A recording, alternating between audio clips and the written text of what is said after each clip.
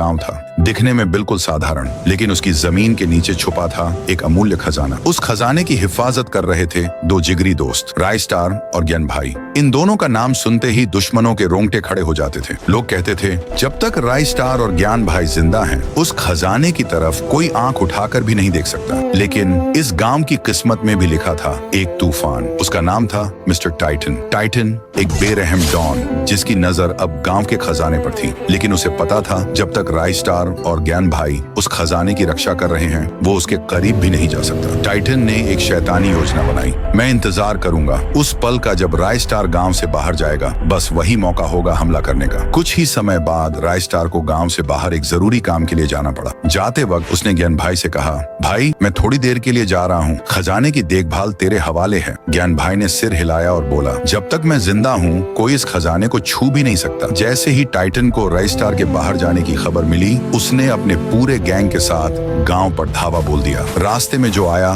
Titan ने उसे बेरहमी से मार गिराया। आखिरकार वो खजाने के सामने पहुंचा, लेकिन तभी ज्ञान भाई सामने आ गया। रुक जा टाइटन, मेरे रहते तू इस खजाने को हाथ नहीं लगा सकता। टाइटन गरजा, हट जा मेरे रास्ते से, वरना अंजाम बुरा होगा। ज्ञान भाई नहीं हटा। टाइटन ने अपनी बंदूक निकाली और गोली चला दी। ज्ञान भाई जमीन पर गिर पड़ा। टाइटन ने सारा खजाना उठवाया और अपनी गाड़ियों में भरवा लिया। कुछ ही देर बाद रायस्टार वापस गांव पहुंचा। चारों तरफ लाशें बिछी हुई थीं, जलते हुए घर, रोते हुए लोग, और तब उसकी नजर पड़ी ज्ञान भाई पर। ज्ञान भाई अंतिम सांसें ले रहा था। किसने किया ये सब? रायस्टार चीखा। ज्ञान भाई ने कांपते हुए हाथ से इशारा किया और बोला, वो टाइटन था। और ये कहते ही ज्ञान भाई ने आखिरी सांस ली। रायस्टार की आंखों में आंसू नहीं, आग थी। जिसने भी ये किया है, मैं यूज छोड़ूंगा नहीं। टाइटन अपने अड्डे में बैठा खजाने की चमक में खोया हुआ था। तभी उसके एक आदमी ने खबर दी, बॉस रायस्टार आ रहा है। टाइटन मुस्कुराया और बोला, बस उसी का इंतजार था। रायस्टार आया,